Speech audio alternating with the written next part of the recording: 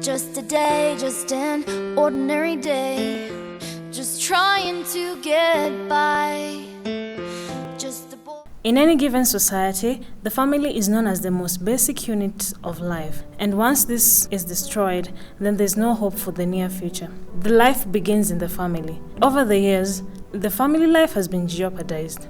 Divorce is currently on the rise in the country. Kenya is fast rising to the international trends of divorce, which have been witnessed more so in the West. Contributing to this factor is the popular culture, which most youth are accustomed to. These days, not everyone looks forward to marriage. It's either because they have grown up in broken families or they no longer see what is in it for them as individuals. Each passing day, the youth are aping the Western lifestyle. They want to be more like their prototypes on TV, yet Hollywood is not the best role model they can emulate. Year in, year out, we have seen the celebrity marriages go down the drain. Stars like Brad Pitt, Jennifer Aniston, Angelina Jolie, Jennifer Hudson, Halle Berry, and most recently Katy Perry, among others, have all called it quits. The traditional African values are struggling amidst the contemporary Western-oriented African society.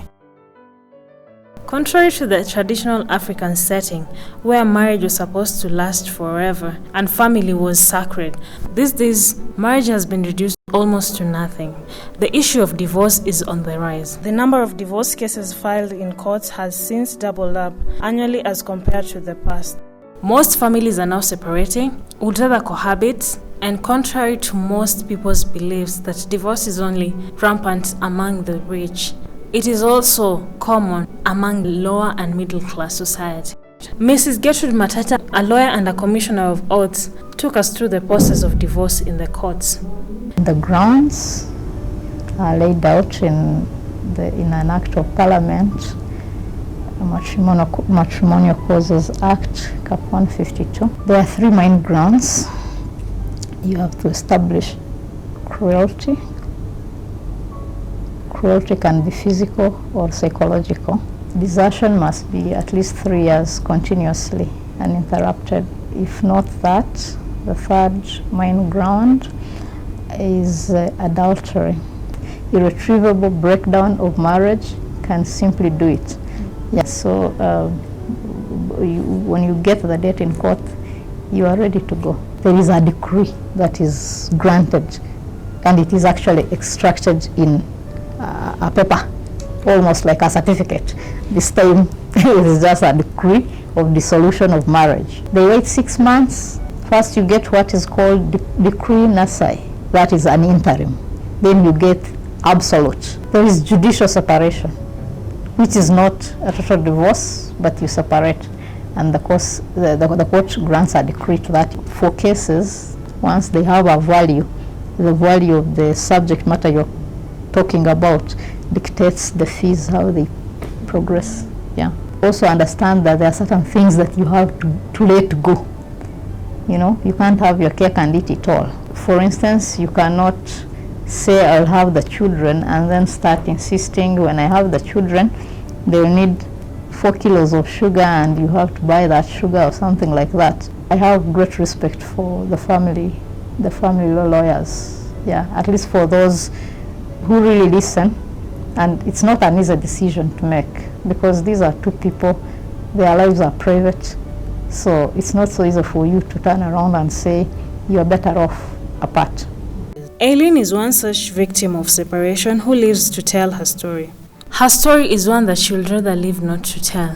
It is a painful journey that only she can understand. Nilikuwa naishi na sistangu nikiwa na mtoto wangu wa kwanza. Sasa ikafika time nikapatana na huyu mwanaume. Akakuja pale nilikuwa naishi. Tukajuana na yeye. Baada ya muda kidogo tukaanza kuishi pamoja. Tukakaa, nikaona tabia yake inaanza kubadilika. Sasa alikuwa mlevi, alikuwa anapata pesa anatumia kwa malaya.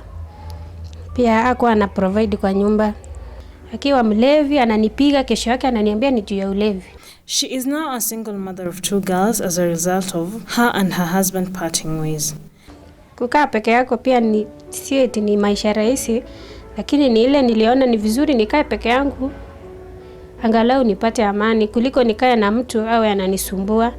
Already most of the older generation blames the absent fathers in raising children as the reason for a hopeless younger generation. There are no more role models for them to follow. A child needs the parental care for both the parents, the father and the mother. So if you force a kid to be brought by one parent, that parental care will not be having it. Saa zingine watoto pia wanataka baba, wanauliza baba yuko wapi. Pia ni ngumu kujitegemea kila kitu, kama school fees, kulipa nyumba. Sasa ni ile tu najitahidi, ile kidogo yenye napata natumia mimi na watoto wangu, bora tu nipate amani kwa nyumba yangu.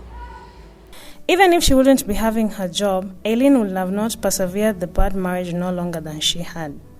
Kama singekuwa na kazi yangu ya kushuka watu, mimi naona sasa ningerudi tu kwa mama yangu. Juu sioni kama ningeendelea kukaa na yeye juu hakuwa hata analipa nyumba. Saa nyingi tulikuwa tunafungiwa nyumba.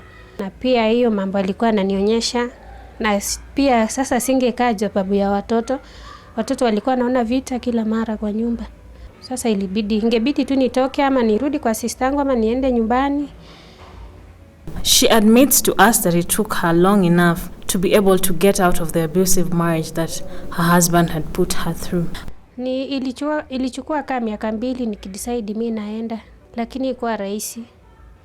Nilikuwa naachana na yeye baada ya siku 3 hivi, akikuja anipembeleza aseme ni pombe, sikuwa nataka kukupiga, ilikuwa mistake, ana apologize, mnarudiana tena dakika kidogo ama masiku 5 6 tena anaanza vita. Siwezi ona kama naweza kuolewa. Ni heri tu nikae na watoto wangu juu naweza taka tena niolewe nipate na bwana koasi kuliko ule tena kuolewa na watoto tena ni wa mtu mwingine. Naona pia ni shida. Na siku hizi vile unajua siku hizi wanaume hata wanarepo watoto. Na watoto wangu ni wasichana. Eileen has a word of advice for married couples out there. Mtu kama umekaa na mtu na umeona tabia yake ni ile. Hakuna siku hiyo mtu atakuja kuchange.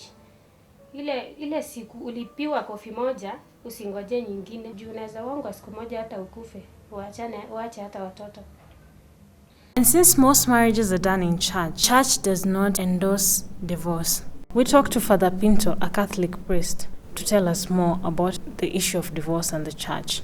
Okay, the church's take on divorce is that it doesn't encourage divorce. The reasons are because marriage is irreversible, and that's why God created male and female, and they are supposed to get to know each other, and therefore when they have known each other and really learn to love each other, that's the time they come together in marriage.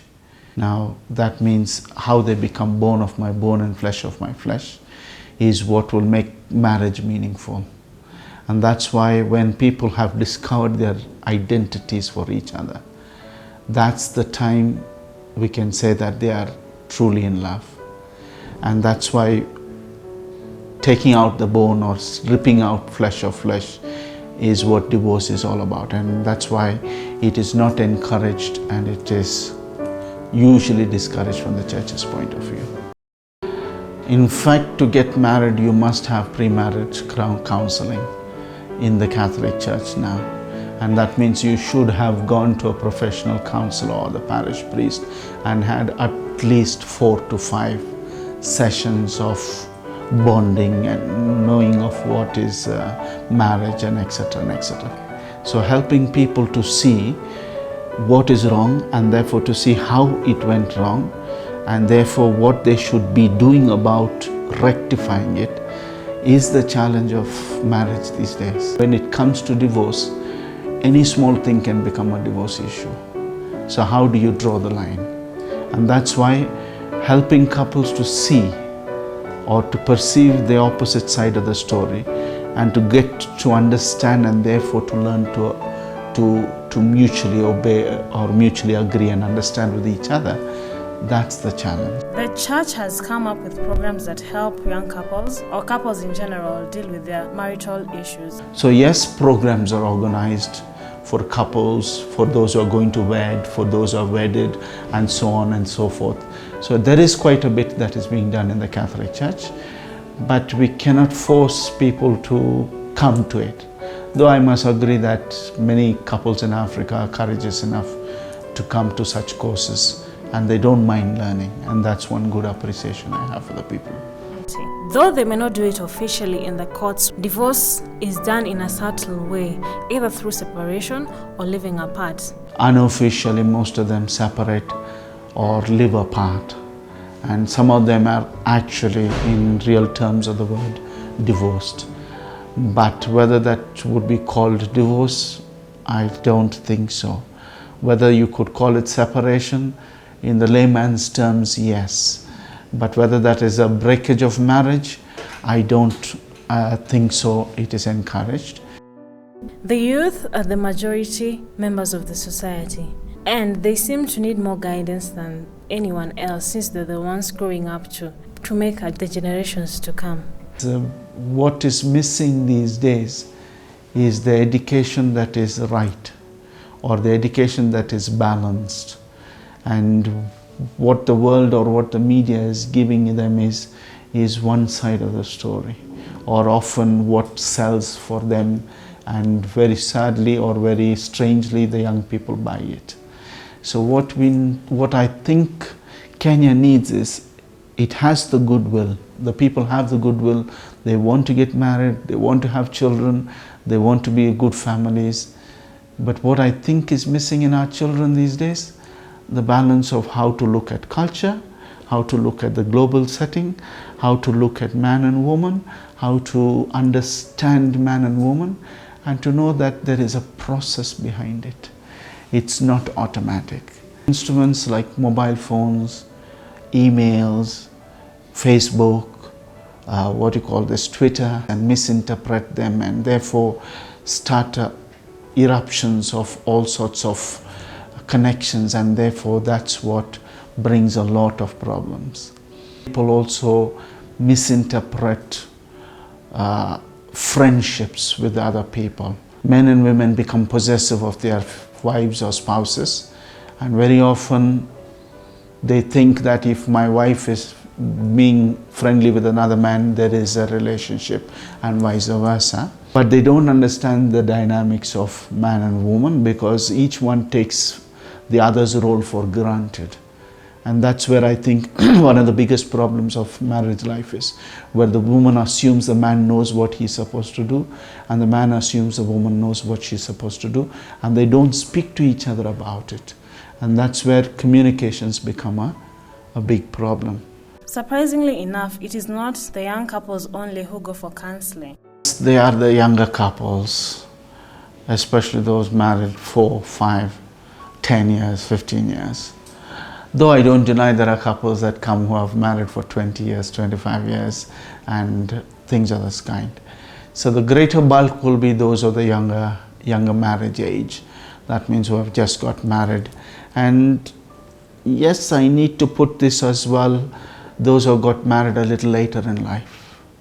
Because marriage these days, people are waiting to get married a little later in age, so which means 30, 35. And that's where they have forgotten how to really think of the other. And what happens is that's the time they want everything for themselves. So they expect the partner to be for the other, which gives them a lot of distress when it is not the reality. So those are the couples actually that come in. My only thing is to encourage people to remember that marriage and family is the basic unit of society.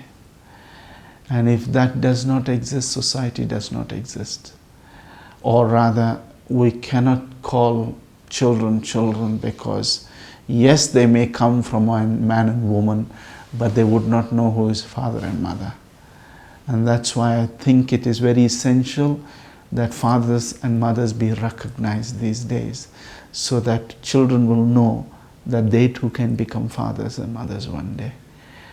But that's what is missing these days. We have boys and girls going around and creating other children, but who don't know that they can be husbands and wives and fathers and mothers. And we have not reached the ultimate greatness that says we can also become mother and father. That's the last identity of God, where you say, wow, this is my mom, this is my dad.